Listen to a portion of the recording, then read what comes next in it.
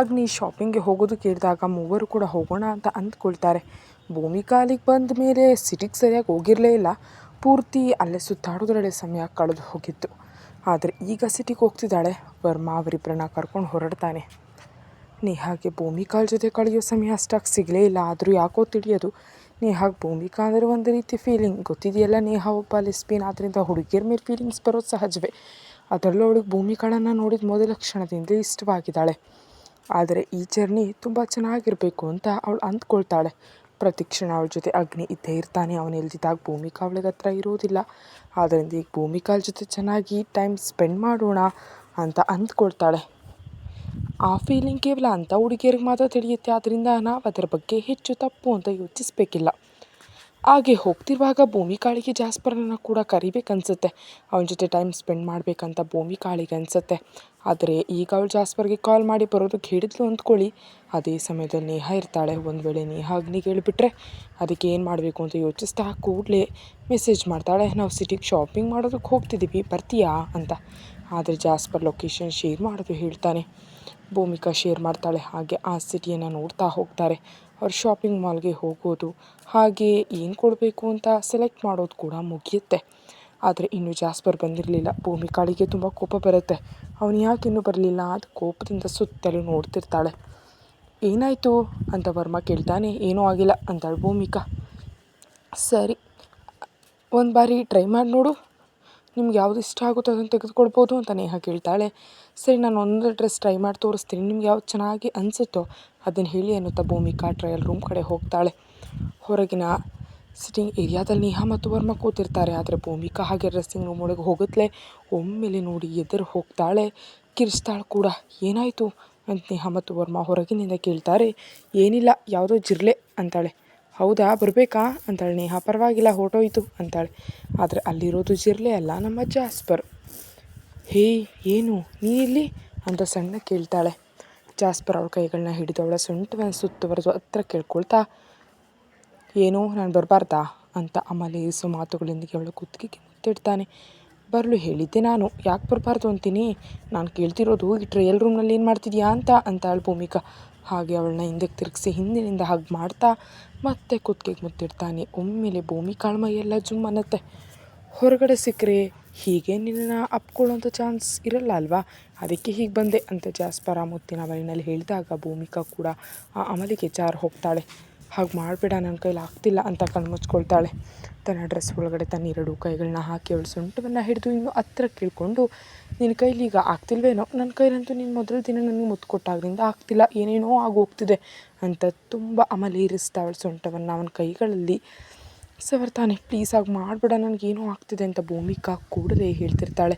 ಅಷ್ಟರಲ್ಲಿ ಹೊರಗಿನಿಂದ ವರ್ಮಾ, ಭೂಮಿಕಾ ಎಷ್ಟೊತ್ತು, ನೀನು ಮುಗಿಸಿದ ಮೇಲೆ ನಾವು ಟ್ರೈ ಮಾಡಬೇಕು, ನಾವು ತಿಂದು ಮನೆಗೆ ಹೋಗಬೇಕು, ನಮಗೆ ನೈಟ್ ಲೇಟ್ ಆಗುತ್ತೆ ಅಂತಾನೆ. ಹೊರಗೆ ವರ್ಮಾ ಮಾತಾಡಿದ ಮಾತುಗಳಿಗೆ ಧಬಕ್ ಅಂತ ಇದ್ದು ಜಾಸ್ಪರ್ನ ಅಪ್ಪನಿಂದ ಬಿಡಿಸ್ಕೊಳ್ತಾಳೆ. ಈಗ ನೀನು ಹೇಗೆ ಹೋಗ್ತೀಯಾ, ನಾನೇನು ಖಂಡಿತವಾಗಿ ಅವರಿಗೆ ಡ್ರೆಸ್ ಚೇಂಜ್ ಮಾಡಿ ತೋರಿಸ್ಬೇಕು, ನೀನೇನು ಇಲ್ಲೇ ಇದೆಯಾ ಅಂತಾಳೆ ಭೂಮಿಕಾ.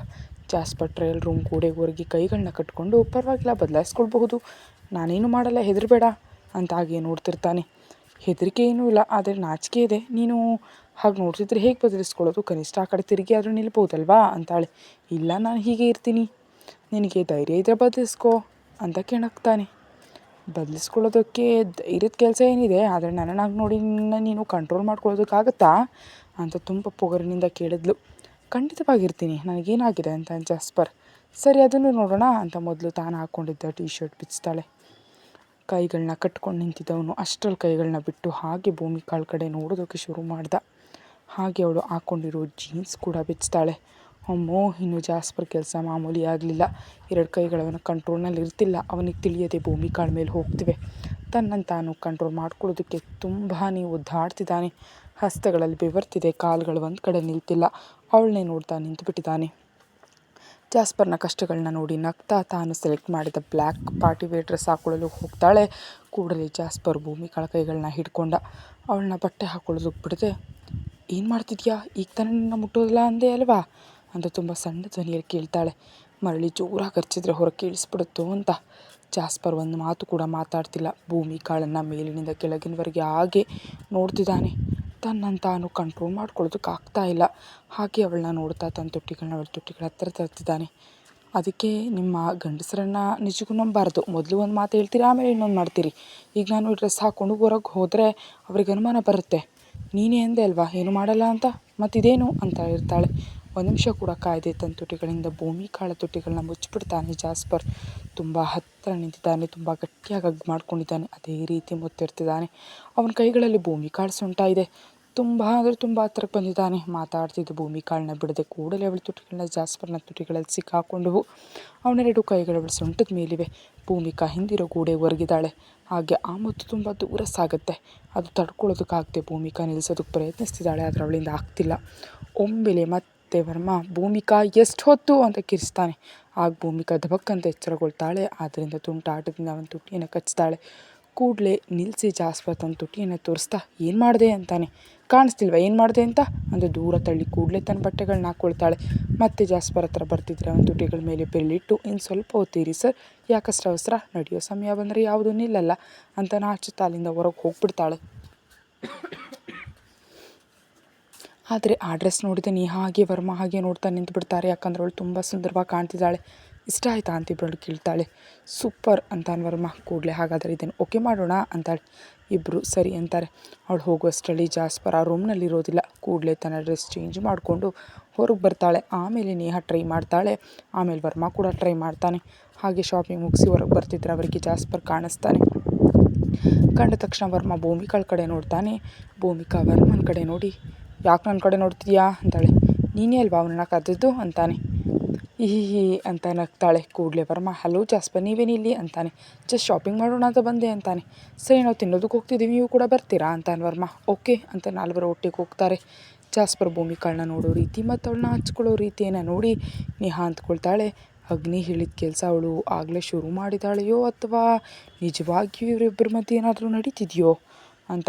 ನಾಲ್ವರು ಹೋಗ್ತಾರೆ, ಕೂತ್ಕೊಳ್ತಾರೆ, ಆರ್ಡರ್ ಮಾಡ್ತಾರೆ. ಎಲ್ಲ ಬಂದಮೇಲೆ ತಿಂತಿರ್ತಾರೆ. ಮಾಮೂಲಿಯಾಗಿ ಹೇಗಿದ್ದರೂ ತಿನ್ನೋ ವಿಷಯಕ್ಕೆ ಬಂದರೆ ನಮ್ಮ ಭೂಮಿಕಾಳನ್ನು ಯಾರೂ ತಡೆಯೋದಕ್ಕೆ ಸಾಧ್ಯ ಇಲ್ಲ. ಎಷ್ಟೇ ಟೆನ್ಷನ್ ಇದ್ದರೂ ಸರಿ ಅವನ ಪಕ್ಕಕ್ಕಿಟ್ಟು ಶಾಂತವಾಗಿ ತಿಂತಾಳೆ. ಆ ಫುಡ್ಡನ್ನು ತುಂಬ ಎಂಜಾಯ್ ಮಾಡ್ತಾಳೆ. ಈಗಲೂ ಹಾಗೆ ಮಾಡ್ತಾಳೆ. ಹಾಗೆ ತಿನ್ನುವಾಗ ಸ್ವಲ್ಪ ನಿಮ್ಮ ಭೂಮಿಕಾಳು ತುಟಿ ಪಕ್ಕಕ್ಕೆ ಅಂಟುತ್ತೆ. ಅದನ್ನು ಒರೆಸೋದಕ್ಕೆ ಜಾಸ್ಪರ್ ಹಾಕಿ ನೇಹಾ ಇಬ್ಬರು ಟಿಶ್ಯೂ ತೆಗೆದುಕೊಳ್ಳೋದು ತಮ್ಮ ಕೈಗಳನ್ನ ಟೇಬಲ್ ಮೇಲೆ ತರ್ತಿರ್ತಾರೆ. ಅಷ್ಟರಲ್ಲಿ ವರ್ಮ ಅವಳ ಮುಖ ಕಂಟಿದ ಕ್ರೀಮ್ ಒರೆಸಿ, ಏನು ಪುಟ್ಟ ಮಗುವ ಅದೇನು ಹಾಕಿ ತಿಂತೀಯಾ, ಸರಿಯಾಗಿ ತಿನ್ನು ಅಂತ ಪುಟ್ಟ ಮಗುವನ್ನು ಗದರಿಸುವಂತೆ ಹೇಳ್ತಾನೆ. ಒಮ್ಮೆಲೆ ನೇಹಾ ಮತ್ತು ಜಾಸ್ಪರ್ ಹಾಗೆ ನಿಂತು ಬಿಡ್ತಾರೆ. ನೇಹಾ ಕೋಪ ಬರುತ್ತೆ. ಕೂಡಲೇ ಜಾಸ್ಪರ್ ಇದನ್ನು ಇಲ್ವೋ ಅದೆಲ್ಲ ಯೋಚಿಸೋದಿಲ್ಲ, ನಿಜವಾಗಿಯೂ ನೀವಿಬ್ಬರು ಫ್ರೆಂಡ್ಸ್ ತಾನೇ ಅಂತ ಡೈರೆಕ್ಟಾಗಿ ಕೇಳಿಬಿಡ್ತಾಳೆ. ಭೂಮಿಕಾ ತಿನ್ನೋದು ನಿಲ್ಲಿಸಿ ಹಾಗೆ ನೇಹಾ ಕಡೆ ನೋಡ್ತಾಳೆ. ನಿಜಕ್ಕೂ ನಿನ್ನ ಪ್ರಾಬ್ಲಮ್ ಏನು ನೇಹಾ, ಎಷ್ಟು ಸಾರಿ ಕೇಳ್ತೀಯೋ ಇದೇ ಪ್ರಶ್ನೆ, ಈಗ ನಮ್ಮಿಬ್ಬರಲ್ಲಿ ನಿನಗೆ ಅಷ್ಟು ತಪ್ಪು ವಿಷಯ ಏನು ಕಾಣಿಸ್ತು ಅಂತ ಕೋಪಗೊಳ್ತಾಳೆ. ಕೂಡಲೇ ವರ್ಮ ಅವಳ ಕೈ ಹಿಡಿದು ಕೂಲ್, ಅವಳಿಗೆ ಏನು ಅನಿಸುತ್ತೋ ಅದು ನಮಗೆ ಬೇಡ, ಆದರೆ ಈ ವಿಷಯ ಕ್ಲಿಯರ್ ಮಾಡೋದು ಒಳ್ಳೇದಲ್ವಾ ಅಂತಾನೆ. ಭೂಮಿಕಾ ಈ ಹಿಂದೆ ಅಲ್ಲಿ ಹೇಗಿದ್ಲೋ ನಂಗೆ ತಿಳಿಯೋದು.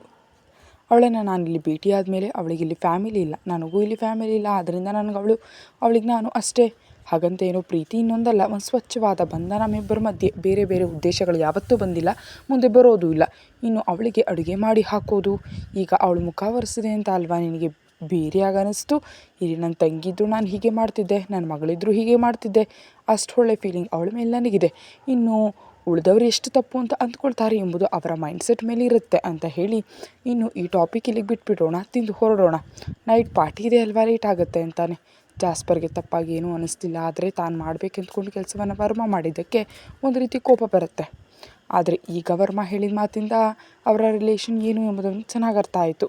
ಅಷ್ಟೇ ಅಲ್ಲದೆ ಮೊನ್ನೆ ರಾತ್ರಿ ಪಬ್ನಲ್ಲಿ ಅವನು ಕೈ ಹಿಡಿದಿದ್ದಕ್ಕೆ ಕೋಪ ಬಂದಿತ್ತಲ್ಲ, ಆ ಡೌಟ್ ಕೂಡ ಇಲ್ಲಿ ಕ್ಲಿಯರ್ ಆಯಿತು. ಇನ್ನು ಹಾಗೆ ತಿಂದು ನೇಹಾ ಮತ್ತು ವರ್ಮ ಕಾರ್ ಹತ್ತು ಕೂತ್ಕೊಳ್ತಾರೆ. ಭೂಮಿಕಾ ಜಾಸ್ಪರ್ಗೆ ಬಾಯ್ ಹೇಳ್ತಾಳೆ. ಅವ್ನು ನೈಟ್ ಪಾರ್ಟಿಗೆ ತಾನು ಕೂಡ ಬರ್ತಿದ್ದೀನಿ ಅಂತ ಸಿಗೋಣ ಅಂತಾನೆ. ಸರಿ ಅಂತ ಬಹಳ ಸಂತೋಷವಾಗಿ ಹೇಳಿ ಅವಳು ಕೂಡ ಕಾರ್ ಹತ್ತುತ್ತಾಳೆ. ಹಾಗೆ ಅವರವರ ಮನೆಗೆ ಹೊರಡ್ತಾರೆ. ಹೋದ್ಮೇಲೆ ಜಾಸ್ಪರ್ ಒಂದು ಬ್ಲ್ಯಾಕ್ ಸೂಟ್ ಹಾಕ್ಕೊಳ್ತಾನೆ. ಯಾಕಂದರೆ ಭೂಮಿಕಾ ಹಾಕ್ಕೊಳ್ಳೋ ಡ್ರೆಸ್ ನೋಡಿದ್ನಲ್ಲ, ಅದಕ್ಕೆ ಮ್ಯಾಚಿಂಗ್ ಆಗಲಿ ಅಂತ. ವರ್ಮ ಕೂಡ ತುಂಬ ಹ್ಯಾಂಡ್ಸಮ್ ಆಗಿ ರೆಡಿ ಆಗ್ತಾನೆ.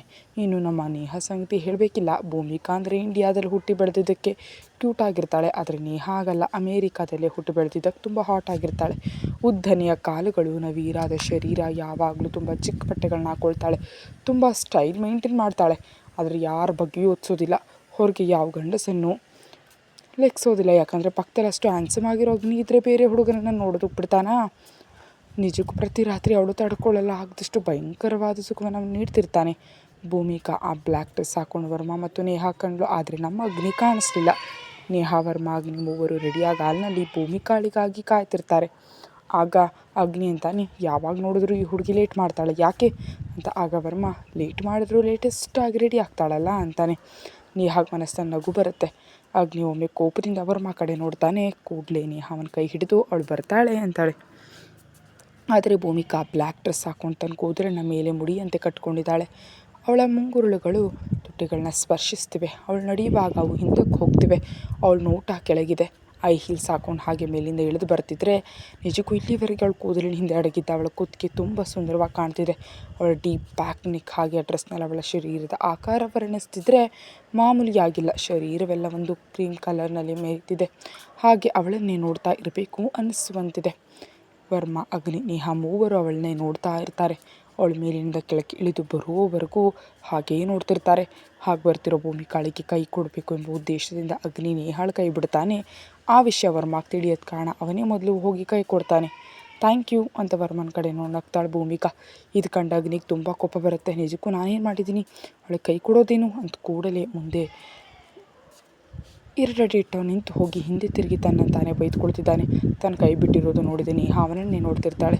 ಕೂಡಲೇ ಅಗ್ನಿ ಅವಳ ಕಡೆ ನೋಡಿ ಕೈ ಹಿಡಿದು ಹೋಗೋಣವಾ ಅಂತಾನೆ. ಹೋಗೋಣ ಅಂತ ತಲೆ ಅಲ್ಲಾಡಿಸ್ತಾಳೆ. ಇನ್ನು ಅವರಿಬ್ಬರು ಮುಂದೆ ಹೋಗ್ತಾರೆ. ಆಮೇಲೆ ನೇಹಾ ಮತ್ತು ವರ್ಮಾ ಹೋಗ್ತಾರೆ. ಹೋಗುವಾಗ, ನಿನ್ನ ಹೀಗೆ ಜಾಸ್ಪರ್ ನೋಡಿದ್ರೆ ಅವನು ಒಂದು ನಿಮಿಷವೂ ಸುಮ್ಮನೆ ಇರಲ್ವೇನೋ ಅಂತ ವರ್ಮಾ ಅವಳನ್ನು ಕಾಡಿಸ್ತಾನೆ. ಕೋಪದಿಂದ ಮೇಲಿಂದ ಕೆಳಗೆ ನೋಡ್ತಾ, ನಮ್ಗೆ ಗೊತ್ತು ಬಿಡಿ ಅಂತ ನಾಚಿಕೆಯಿಂದ ಹೇಳ್ತಾಳೆ ಭೂಮಿಕಾ.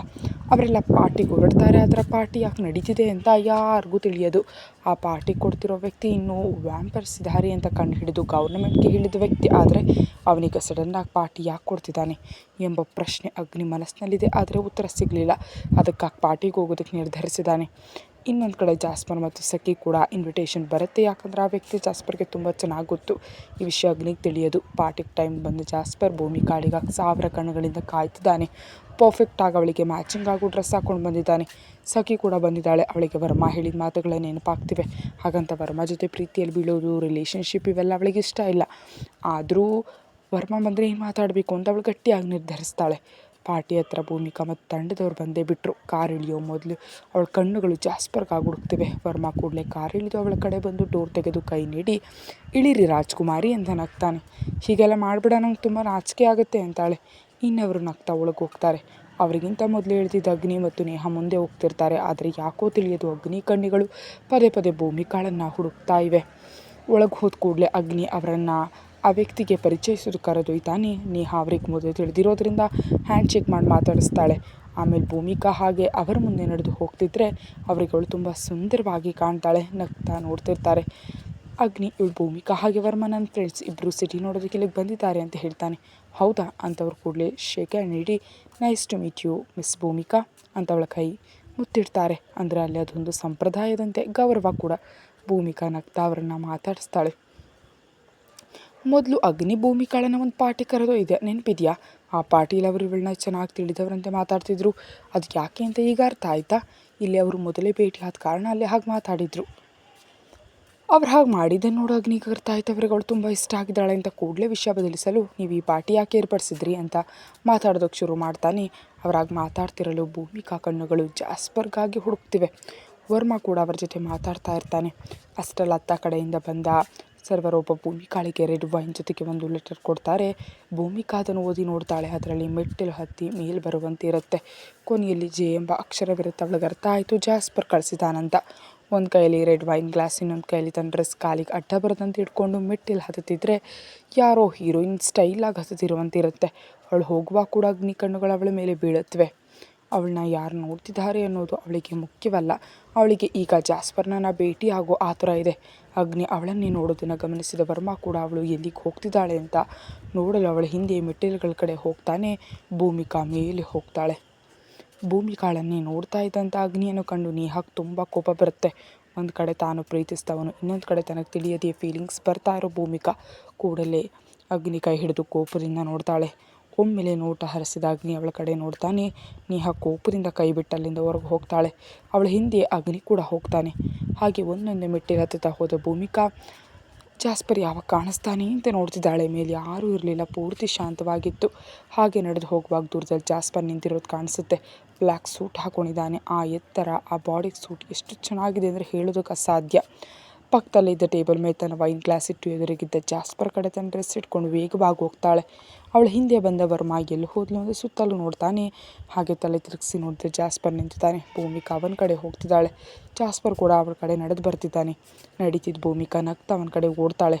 ಹಾಗೆ ಇಬ್ಬರು ಒಂದೆಡೆ ಸೇರಿದ ತಕ್ಷಣ ಭೂಮಿಕಾ ಜಾಸ್ಪರ್ನನ್ನು ಹಾರಿ ಹಗ್ ಮಾಡ್ತಾಳೆ. ಅವಳನ್ನ ಹಗ್ ಮಾಡಿದ ಜಾಸ್ಪರ್ ನಗ್ತಾ ಅವಳನ್ನ ಎತ್ಕೊಂಡು ಸುತ್ತು ಬರ್ತಾನೆ. ಹಾಗೆ ಎತ್ಕೊಂಡು ಅವಳನ್ನ ನೋಡ್ತಾ ಇರ್ತಾನೆ. ಅಷ್ಟರಲ್ಲಿ ಭೂಮಿಕಾ ತನ್ನ ತುಟಿಗಳನ್ನ ತೆರೆದು ಜಾಸ್ಪರ್ನ ತುಟಿಗಳಿಗೆ ಮುತ್ತಿಡ್ತಾಳೆ. ಇದನ್ನೆಲ್ಲ ನೋಡಿದ ವರ್ಮ ಬಾಯಿ ತೆರೆದು ಹಾಗೆ ನಿಂತಿದ್ದಾನೆ. ಇವರೇನು ಮಾಡ್ತಿದ್ದಾರೆ ಎಂಬಂತೆ. ಒಮ್ಮೆಲೆ ವರ್ಮನ ಕೈ ಹಿಡಿದು ಯಾರು ಪಕ್ಕಕ್ಕೆ ಕೆಳೆದ್ರು, ಸಖಿ ನಿನಗೇನಾದರೂ ನಾಚಿಕೆ ಇದೆಯೇ? ಅವರಿಬ್ಬರು ಪ್ರೈವೇಟ್ ಪ್ಲೇಸ್ನಲ್ಲಿ ಇದ್ದಾಗ ನೋಡ್ತೀಯಲ್ಲ ಅಂತಾರೆ ಸಖಿ. ವರ್ಮ ರೆಪ್ಪೆ ಬಡಿದ ಸಖಿಯನ್ನು ಮೇಲಿಂದ ಕೆಳಗೆ ನೋಡ್ತಿದ್ದಾನೆ. ಯಾಕಂದ್ರೆ ಅವಳು ರೆಡ್ ಡ್ರೆಸ್ನಲ್ಲಿ ತುಂಬ ಹಾಟಾಗಿ ಕಾಣ್ತಿದ್ದಾಳೆ. ಅಬ್ಬಬ್ಬಾ ಸುಂದರವಾಗಿದೆಯಲ್ಲ, ನೀನು ನೋಡಿದ್ರೆ ಕಚ್ಚಿ ತಿನ್ನಬೇಕು ಅಂತ ಅನಿಸ್ತಿದೆ ಅಂತಾನೆ ವರ್ಮ. ಅವಳು ಕಣ್ಣು ದೊಡ್ಡದು ಮಾಡಿ, ಹೇಯ್ ಏನು ಮಾತಾಡ್ತಿದ್ಯಾ? ಯಾರಾದರೂ ಕೇಳಿಸ್ಕೊಂಡ್ರೆ ಗತಿ ಏನು? ನಿನಗೆ ಡೀಸೆನ್ಸಿ ಇಲ್ವಾ ಅಂತಾಳೆ. ಕೂಡಲೇ ಅವಳ ಕೈ ಹಿಡಿದು ಹತ್ರ ಕೆಳೆದು, ನಿಜ ಹೇಳಿ ಈಗ ಮಾತಾಡಿದ್ರೆ ನಿನಗೆ ಇಷ್ಟ ಆಗಲ್ಲ. ನಿಜವಾಗಿಯೂ ನೀನು ಕಚ್ಚಿ ತಿನ್ನೋಷ್ಟು ಹಾಟಾಗಿದೆ ಗೊತ್ತಾ ಅಂತಾನೆ ವರ್ಮ. ಕೂಡಲೇ ಅವನ್ನ ದೂರ ತಳ್ಳಿ, ನಿನ್ನ ಪಾಡಿಗೆ ನೀನು ಏನೋ ಮಾತಾಡಿ ಹೋಗ್ತೀಯ, ಆದರೆ ನನಗೆ ಅಂತ ಹಾಗೆ ನಡ್ಕೊಂಡು ಇನ್ನೊಂದು ಕಡೆಯಿಂದ ಕೆಳಗೆ ಹೋಗ್ತಾಳೆ. ವರ್ಮ ಕೂಡ ಅವಳ ಹಿಂದೆ ಹೋಗ್ತಾ, ಏನಾಗುತ್ತೆ ಹೇಳಿದೆ ಮಧ್ಯದಲ್ಲೇ ನಿಲ್ಲಿಸ್ತೀಯಲ್ಲ ಅಂತಿರ್ತಾನೆ. ಹಾಗೆ ಅವ್ರು ಮಾತಾಡ್ತಾ ಅವರ ದಾರಿಯಲ್ಲಿ ಹೋಗ್ತಾರೆ. ಮೇಲೆ ಒಬ್ರಿಗೊಬ್ಬರು ಮೈಮರೆತು ಮುತ್ತಿನಲ್ಲಿ ಮುಳುಗಿರುವಂತಹ ಜಾಸ್ಪರ್ ಮತ್ತು ಭೂಮಿಕಾ ಒಂದು ಕ್ಷಣ ನಿಲ್ಲಿಸಿ ಒಬ್ಬರ ಕಣ್ಣುಗಳನ್ನ ಒಬ್ಬರು ನೋಡ್ಕೊಳ್ತಾರೆ. ಈ ದಿನ ನೀನು ತುಂಬ ಸುಂದರವಾಗಿದೆ ಎಂಬಂತೆ ಜಾಸ್ಪರ್ ನೋಡ್ತಿದ್ರೆ, ಅದಕ್ಕಿಂತಲೂ ಚೆನ್ನಾಗಿದೆ ಎಂಬಂತೆ ಇಬ್ಬರು ಒಬ್ಬರನ್ನೊಬ್ಬರು ನೋಡ್ಕೊಳ್ತಿದ್ದಾರೆ. ಆ ವಿಷಯವನ್ನು ಒಬ್ರಿಗೊಬ್ಬರು ಹೇಳ್ಕೊಳ್ಳೋ ಅಗತ್ಯ ಇಲ್ಲ. ಅವ್ರ ಕಣ್ಣುಗಳಲ್ಲಿನ ಆನಂದವೇ ಎಲ್ಲವನ್ನ ಹೇಳ್ತಾ ಇದೆ. ಆ ಪಾರ್ಟಿ, ಜಾಸ್ಪರ್ ಕಳಿಸಿದ ಲೆಟರ್, ಅವನ್ನ ಭೇಟಿಯಾಗಲು ಮೇಲೆ ಬಂದದ್ದು, ಓಡ್ ಹೋಗಿ ಮಾಡಿ ಮುತ್ತಿಟ್ಟದ್ದು, ಇವೆಲ್ಲವೂ ಯಾವುದೋ ಸಿನಿಮಾದಲ್ಲಿ ಅಥವಾ ಕನಸಲ್ಲಿ ಬದುಕ್ತಿರುವಂತೆ ಭೂಮಿಕಾಗ ಅನಿಸುತ್ತೆ. ಆ ಫೀಲಿಂಗ್ಗಳಿಗೆ ತುಂಬ ಇಷ್ಟ ಆಗುತ್ತೆ. ಕೂಡಲೇ ಜಾಸ್ಪರ್, ನೀನು ಒಂದು ಕಡೆ ಕರೆದೊಯ್ತೀನಿ ಬರ್ತೀಯಾ ಅಂತಾನೆ. ಬರ್ತೀನಿ ಎಂಬುದೇ ತಲೆ ಅಲ್ಲಾಡಿಸ್ತಾಳೆ. ಕೂಡಲೇ ಅವಳ ಕೈ ಹಿಡಿದು ಪಾರ್ಟಿ ನಡೀತಿರೋ ಜಾಗದ ಹಿಂಭಾಗದಿಂದ ಕರೆದೊಯ್ತಾನೆ. ಕಾರ ಹತ್ತಿಸ್ಕೊಂಡು ಹೋಗ್ತಾ ಸ್ವೀಟಿಯ ಕೈ ಹಿಡಿದು ಪದೇ ಪದೇ ಅವಳ ಕಣ್ಣುಗಳನ್ನ ನೋಡ್ತಾ ಡ್ರೈವ್ ಮಾಡ್ತಿದ್ದಾನೆ. ಈ ಸಮಯದಲ್ಲಿ ಭೂಮಿಕಾಳಿಗೆ ಏನೂ ನೆನಪಿಲ್ಲ.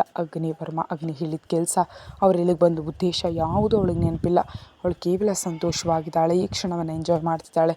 ಇನ್ನೊಂದು ಕಡೆ ಕೋಪದಿಂದ ಹೊರಗೆ ಹೋದ ನೇಹಾ ಹಿಂದೆ ಅಗ್ನಿ ಹೋದ್ನಲ್ಲ, ನನ್ನ ಬಗ್ಗೆ ನೀನು ಗೊತ್ತು ತಾನೆ, ಯಾಕೆ ಕೋಪ ತೋರಿಸ್ತಿದ್ಯಾ ಎಂಬಂತೆ ಮಾತಾಡ್ತಾನೆ ಅಗ್ನಿ. ನೇಹಾ ಕಾರ್ ಹತ್ತು ಕೂತ್ಕೊಳ್ತಾಳೆ. ಮೊದಲು ನನ್ನ ಇದನ್ನು ಕರ್ಕೊಂಡು ಹೋಗು ಅಂತ ಕೋಪದಿಂದ ಹೇಳ್ತಾಳೆ. ಏನು ಮಾತಾಡ್ತಿದ್ಯಾ? ನಾವು ಪಾರ್ಟಿಗೆ ಬಂದಿದ್ದೀವಿ, ಕನಿಷ್ಠ 1 ಗಂಟೆ ಕೂಡ ಇಲ್ಲಿ ಇರಲಿಲ್ಲ, ಅವ್ರು ಏನು ಅಂದ್ಕೊಳ್ತಾರೆ ಅಂತಾನೆ ಅಗ್ನಿ. ಅದೆಲ್ಲ ನನಗೆ ಬೇಡ, ನನ್ನ ಕರ್ಕೊಂಡು ಹೋಗ್ತೀಯಾ ಇಲ್ವಾ? ನಾನು ಕ್ಯಾಬ್ ಬುಕ್ ಮಾಡಿ ಹೋಗಬೇಕಾ ಅಂತ ಕೇಳ್ತಾಳೆ. ಅಗ್ನಿಗೆ ತುಂಬ ಕೋಪ ಬರುತ್ತೆ. ಅಗ್ನಿಗೆ ಅಸಲಿಗೆ ಶಾರ್ಟ್ ಟೆಂಪರ್. ಅವನಿಗೆ ನೇಹಾ ಅಂದರೆ ಇಷ್ಟ. ಆದರೂ ತನಗೂ ತಿಳಿಯದಂತೆ ಭೂಮಿಕಾಳ ಶರೀರ ಅವನ ಕಣ್ಣುಗಳನ್ನು ಆಕರ್ಷಿಸಿದೆ. ಆ ಕೋಪದಲ್ಲಿ ಅವನು ಕಾರ್ ಹತ್ತಿ ಸ್ಟಾರ್ಟ್ ಮಾಡಿ ಮನೆಗೆ ಹೋಗ್ತಾನೆ. ಪಾಪ ಈಗ ನೇಹಾ ಪರಿಸ್ಥಿತಿ ಏನು ಅಂತ ಊಹಿಸ್ಕೊಂಡ್ರೆ ಭಯ ಆಗುತ್ತೆ. ಯಾಕಂದರೆ ಅಗ್ನಿ ಕೋಪದಲ್ಲಿದ್ದಾಗ ವಿಪರೀತವಾಗಿ ನೇಹಾಳನ್ನು ಅನುಭವಿಸ್ತಾನೆ. ಅಷ್ಟೇ ಅಲ್ಲದೆ ಭೂಮಿಕಾಳ ಶರೀರ ಕೂಡ ಅವನನ್ನು ತುಂಬ ಡಿಸ್ಟರ್ಬ್ ಮಾಡಿದೆ. ಆ ಫೀಲಿಂಗ್ಸ್ ಕೂಡ ಈಗ ನೇಹಾ ಮೇಲೆ ತೋರಿಸೋ ಅವಕಾಶ ಇದೆ. ಇನ್ನು ವರ್ಮ ಮತ್ತು ಸಖಿ ವಿಷಯಕ್ಕೆ ಬಂದರೆ, ವರ್ಮ ಸಖಿಯನ್ನು ತನ್ನ ಮಾತುಗಳಿಂದಲೇ ಕರಗಿಸ್ತಿದ್ದಾನೆ. ಹಾಗೆ ಅವರು ನಡೀತಿದ್ದಾರೆ. ಮಧ್ಯೆ ಮಧ್ಯೆ ಒಬ್ರನ್ನೊಬ್ರು ನೋಡ್ತಾ ಮನಸ್ಸಿನ ಮಾತನ್ನು ಹೊರಗೆ ಹೇಳೋದಕ್ಕೆ ಸಾಧ್ಯವಾಗದೆ ಮೌನವಾಗಿ ಹೋರಾಡ್ತಿದ್ದಾರೆ. ಅಲ್ಲಿವರೆಗೆ ಕಚ್ಚಿ ತಿನ್ನಬೇಕು ಅಂದವನೀಗ ನಿಜಕ್ಕೂ ವಿಷಯ ಕೇಳೋದಕ್ಕೆ ಬಹಳ ನಾಚ್ತಿದ್ದಾನೆ. ಸಖಿ ಮನಸ್ಸಿನಲ್ಲಿ ಕೂಡ ವರ್ಮನೊಂದಿಗೆ ಸೇರಬೇಕೆಂಬ ಆಸೆ ಇದೆ. ಆದರೆ ಹಾಗೆ ನಡೆದರೆ ಎಲ್ಲಿ ಅವನ ಪ್ರೀತಿಯಲ್ಲಿ ಬೀಳಬೇಕಾಗುತ್ತೋ ಎಂಬ ಭಯ ಇದೆ. ಯಾಕಂದರೆ ಹಿಂದೆ ಪ್ರೀತಿ ಎಂಬ ಬಂಧದಿಂದಲೇ ಅವಳು ತುಂಬ ಮೋಸ ಹೋಗಿ ಸಾಯೋ ಸ್ಥಿತಿ ತಲುಪಿದ್ಲು. ಅಂಥ ಸಮಯದಲ್ಲಿ ಜಾಸ್ಪರ್ ಅವಳನ್ನ ಕಾಪಾಡಿ ಮರುಜೀವ ನೀಡಿದ್ದ. ಆದ್ದರಿಂದ ಜಾಸ್ಪರ್ ನೀಡಿದ ಈ ಜೀವವನ್ನು ಅವನಿಗಾಗಿ ಮಾತ್ರ ಇಡಬೇಕು, ಬೇರೆ ಯಾವುದಕ್ಕೂ ಮನಸ್ಸನ್ನು ನೋಯಿಸ್ಕೊಳ್ಬಾರ್ದು ಅಂತ ನಿರ್ಧರಿಸಿದ್ಲು. ಅಂಥದ್ರಲ್ಲಿ ಈಗ ವರ್ಮ ವಿಷಯದಲ್ಲಿ ಏನಾದರೂ ಮನಸ್ಸಿಗೆ ಹಚ್ಕೊಂಡ್ರೆ ಆಮೇಲೆ ಅವನಿಂದ ನೋವುಂಟಾಗುತ್ತೋ ಎಂಬ ಭಯ. ಆದ್ದರಿಂದ ಅವಳು ಇನ್ನೊಂದು ಹೆಜ್ಜೆ ಮುಂದೆ ಇಡೋದಕ್ಕೂ ಸಾಧ್ಯವಾಗ್ತಾ ಇಲ್ಲ. ಕತೆ ಮುಂದುವರಿಯುತ್ತೆ. ಹೆಚ್ಚಿನ ವೀಡಿಯೋಗಾಗಿ ಚಾನಲ್ಗೆ ಮೆಂಬರ್ಶಿಪ್ ತಗೊಳ್ಳಿ. Thank you.